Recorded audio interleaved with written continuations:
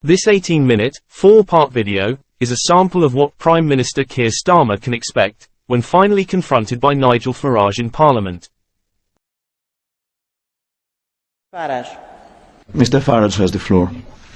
Years ago, Mrs Thatcher recognised the truth behind the European project. She saw that it was about taking away democracy from nation states and handing that power to largely unaccountable people. Knowing as she did that the euro would not work, she saw that this was a very dangerous design. Now we in UKIP take that same view, and I have tried over the years in this Parliament to predict what the next moves would be as the euro disaster unfolded. But not even me in my most pessimistic of speeches would have imagined, Mr Rehn, that you and the others in the Troika would resort to the level of common criminals and steal money from people's bank accounts in order to keep propped up this total failure that is the euro. You even tried to take money away from the small investors in direct breach of the promise you made back in 2008. Well, the precedent has been set, and if we look at countries like Spain, where business bankruptcies are up 45% year on year, we can see what your plan is to deal with the other bailouts as they come. I must say, the message this sends out to investors is very loud and clear. Get your money out of the eurozone before they come for you. What you have done in Cyprus is you have actually sounded the death knell of the euro. Nobody in the international community will have confidence in leaving their money there. And how ironic to see the Russian Prime Minister, Dmitry Medvedev, compare your actions and say, I can only compare it to some of the decisions taken by the Soviet authorities. And then we have a new German proposal that says that actually what we ought to do is confiscate some of the value of people's properties in the southern Mediterranean eurozone states. This European Union is the new communism. It is power without limits. It is creating a tide of human misery, and the sooner it is swept away, the better. And what of this place? What of the Parliament? This Parliament has the ability to hold the Commission to account. I have put down a motion of censure debate on the table. I wonder whether any of you have the courage to recognise it and to support it. I very much doubt that, and I'm minded that there's a new Mrs Thatcher in Europe, and he's called Fritz Bolkestein, and he has said of this Parliament, remember he's a former Commissioner, it is not representative anymore. For the Dutch or European citizen, the European Parliament is living out a federal fantasy which is no longer sustainable. How right he is. The next speaker will be Honourable Farage, EFDR. 2 minutes. Amongst the long list of foreign policy failures and contradictions in the last few years, including of course the bombing of Libya, the desire to arm the rebels in Syria, has been the unnecessary provocation of Vladimir Putin. This EU empire, ever seeking to expand, stated its territorial claim on the Ukraine some years ago. Just to make that worse, of course, some NATO members said they too would like the Ukraine to join NATO. We directly encouraged the uprising in the Ukraine that led to the toppling of the President Yanukovych, and that led, of course, in turn to Vladimir Putin reacting. And the moral of the story is, if you poke the Russian bear with a stick, don't be surprised when he reacts. Now, just to continue with that, today we are rushing through an association agreement at undue speed with the Ukraine, and as we speak, there are NATO soldiers engaged in military exercises in the Ukraine. Have we taken leave of our senses? Do we actually want to have a war with Putin? Because if we do, we are certainly going about it the right way. Perhaps we ought to recognise that the West now faces the biggest threat and crisis to our way of life that we have seen for over 70 years. The recent beheadings of the British and American hostages graphically illustrates the problem. And of course we have our own citizens from our own countries engaged in that struggle too. In the war against Islamic extremism, Vladimir Putin, whatever we may think of him as a human being, is actually on our side. I suggest we grow up. I suggest we recognise the real threat facing all of our countries, communities and societies. We stop playing war games in the Ukraine, and we start to prepare a plan to help countries like Syria, like Iraq, like Kenya, like indeed Nigeria, to try and help them to deal with the real threat that faces us. Let's not go on provoking Putin, whether we like him or not. Kiitoksia. Thank you. Mr. Farage. Did a blue card question, actually a few blue card questions. The first one of these was by Mr. Pascu. Do you accept this blue card? Mr. Pascu, 30 seconds, please. Sir, in your considerate opinion, what is better, to have Russian soldiers fighting a war on the territory of Ukraine, or NATO troops exercising as a response to that on the territory of Ukraine? Mr. Farage, 30 seconds, please. I think, sir, the point that I was making is that there should be a huge degree of guilt in this House about what provoked all of this in the first place, and we saw Western Ukrainians waving European flags, rioting, setting fire to things, and effectively staging a coup d'état which brought down the Ukrainian president, which has led to this instability. Yes, you are the guilty people, and you refuse to accept it.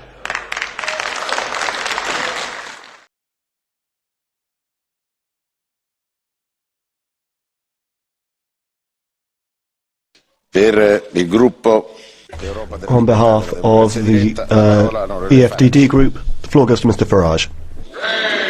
Good morning. Thank you, Mr. Chairman.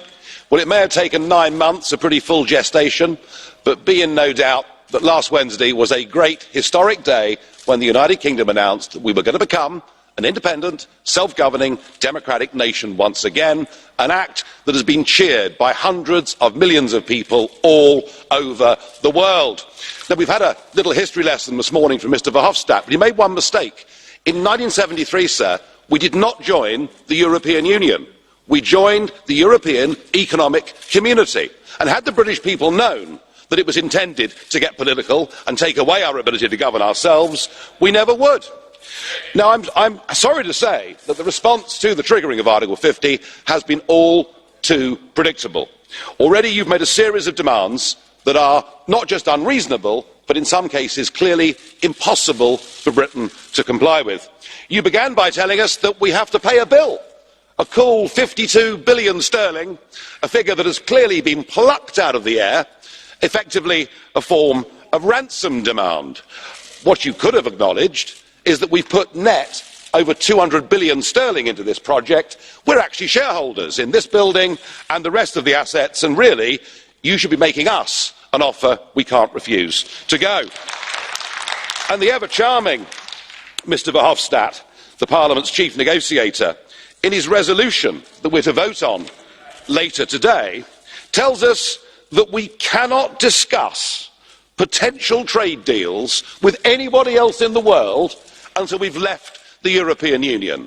That has no basis in treaty law whatsoever. And it's rather like saying you can't guarantee yourself a dwelling for when you leave prison, and I trust the British government will completely ignore you. And of course, Mr. Tusk, who is not with us today, I suspect that he's still crying. He looked pretty tearful, didn't he, after the British ambassador delivered the letter last week.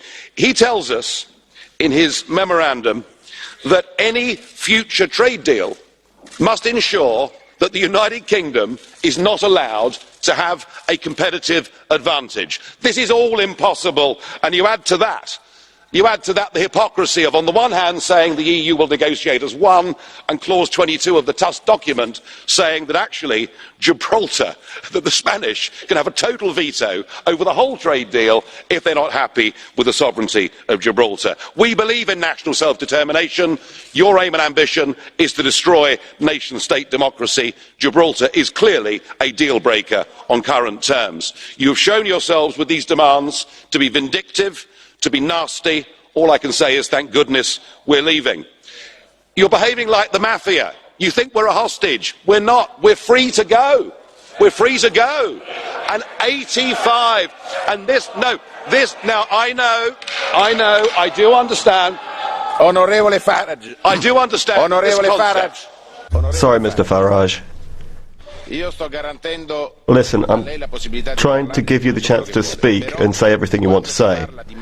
But if you're talking about the mafia, you're saying this Parliament is behaving like the mafia. As far as I'm concerned, that's unacceptable. No, I do understand. I do understand, sir, Mr. President, I do understand national sensitivities. I'll change it to gangsters. All right? And that is how we're being treated. We're being given a ransom note. But what must be very difficult for all of you to get into your minds is there is a bigger world out there than the European Union. 85% of the global economy is outside the European Union. And if you wish to have no deal, if you wish to force us to walk away from the table, it is not us that will be hurt. Do you know, we don't have to buy German motor cars. We don't have to drink French wine. We don't have to eat Belgian chocolate. There are a lot of other people that will give that to us. A return to tariffs will risk the jobs of hundreds of thousands of people living in the European Union, and yet what you're saying is you want to put the interests of the European Union above that of your citizens and your companies. And if you continue with that route, it won't just be the United Kingdom that triggers Article 50, there'll be many more to come.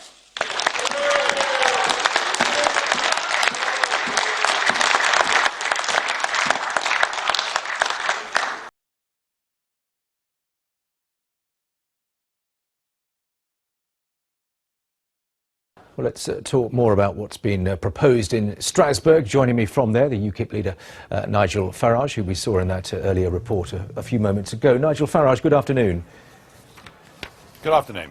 You were in the chamber there for what Jean-Claude Juncker had to say, and he talked about the issue being a matter of humanity and human dignity, and put forward this proposal for quotas to 22 EU countries. What do you think?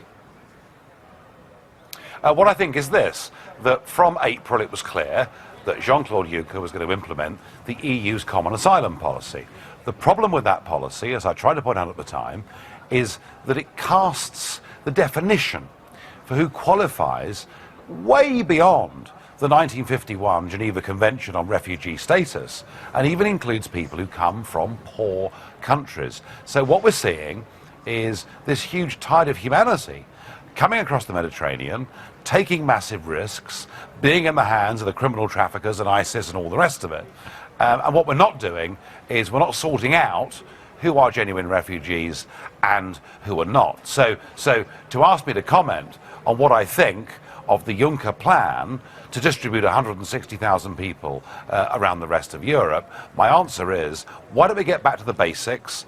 Why don't we find out who a refugee is, who a refugee isn't? And surely the only way we can stop the drownings and stop the exploitation is to stop the boats coming by having offshore reception centres where we can assess people. Right, well, let me follow you down that road in that case. How do you define a genuine refugee in this context? Dead easy. We've been doing it, actually Britain's been doing it for about 350 years, and it's been codified since 1951. A refugee, by definition, is an individual in direct fear themselves of persecution because of their race, religion, ethnicity, or political or social beliefs. That is what a refugee is. And we've known that and understood that.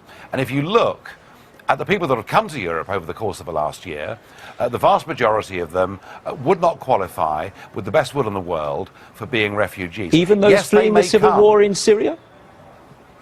Well, hang on. Most people who've come to Europe have not come from Syria. And the problem now is because Angela Merkel has really, inflated the original message that came from Jean-Claude Juncker 6 months ago. Now anybody can come to Europe, throw their passport into the Mediterranean and say they've come from Syria. So we're just not getting this right, and we're not sorting out who are the genuine refugees. And by the way, I do believe that Britain and the rest of Europe have a duty to help genuine refugees, but not for us to be an open door to economic migrants. No, I accept that you've made that point about genuine refugees before. Yeah. I want to get this idea of these centres that you're talking about, which will sort this all out, which are not in Europe. Where are you going to put them?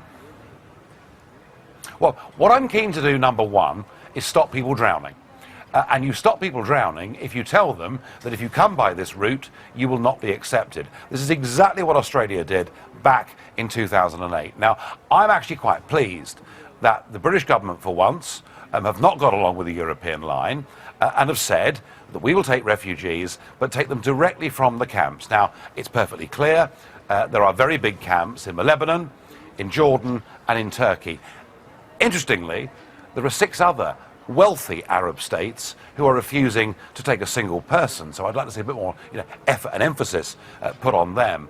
But I do think that David Cameron, for once, has listened to the arguments, and the European Union need, I think, to go along with that model. The problem is, what I heard today from Mr. Juncker in his State of the Union speech is they refuse to accept they've got anything wrong. And I now genuinely believe that my prediction that we will see a flow of people into Europe of biblical proportions will come true. Can I also put to you what Mr. Juncker said with regards to wider reform? Because he talked about the need for more fundamental change in the way we deal with asylum applications, not, I suspect, necessarily along the lines that you've just outlined, but he made that point. And he said, and notably the Dublin system that requires that asylum applications be dealt with by the first country of entry. Now, what's your response to that specifically? Yeah, I mean, that was very interesting. I mean, look, since 1951, we've accepted internationally that you claim refugee status in the first safe country you come to. Mr. Juncker wants to ditch that because he doesn't want to actually recognise that Italy and Germany or Britain are different countries. We're all part of the European state with one flag, one anthem, one police force, ultimately one army and one asylum policy. What he also said is he will come back next March or next April, not just with an asylum policy, but with a common EU immigration policy. Right, but just on that specifically, according to EU figures, since the Dublin rules were agreed 12 years ago, asylum applications in Britain have stabilised, and Britain's share of Europe's asylum claims has declined from about 10% in 2008 to, I think, 5% last year. So, I mean, do you acknowledge those figures for a start? Well, we are fortunate. There are 2 very wise things Britain did. One was say no to the euro, thank goodness, and the other was to say no to Schengen. And that's why, now anyone that gets into Greece or Italy or Hungary can freely go to Germany without their details being checked. They can't get to Britain through the same means, which is why you've got the camp at Calais. So, however much we've suffered over the summer, and Kent's businesses have suffered, our problems are as nothing compared to countries like Germany that are stuck in Schengen. One more, if I may, because you talked about you want to stop the drownings. Everybody wants to stop the drownings. We are where we are. People are prepared to take enormous risks to get across the Mediterranean in appalling conditions. Whatever measures you take longer term are not going to stop the drownings tomorrow. So what will you do in the immediate term to try and arrest this situation? I'm sorry, I don't agree with the premise of that question. If you look at many of the people, not all, but many of the people that are coming to European territory, they are paying thousands of euros to people smugglers to get across to mainland Europe. Because they're desperate. If they knew that on arriving in Kos or in Lampedusa or indeed in Hungary, that they would simply be refused entry, they would not spend that money, and they would not put their lives in the hands of very dangerous criminal gangs and traffickers. And this is exactly what Australia faced back in 2008, and the Australians said, if you come through this route, we guarantee you one thing, you will not be accepted. And that was the way the Australians stopped the drownings, and nobody would call Australia a country that was closed. Good to have your thoughts. Thank you very much for coming on. The leader of UKIP, a member of the European Parliament, of course, as well. Oh dear. Farage is going to destroy you. Many thanks for watching this video. Please like and subscribe and hit the notification bell if you would like to be notified of new uploaded content. Hope to see you again soon.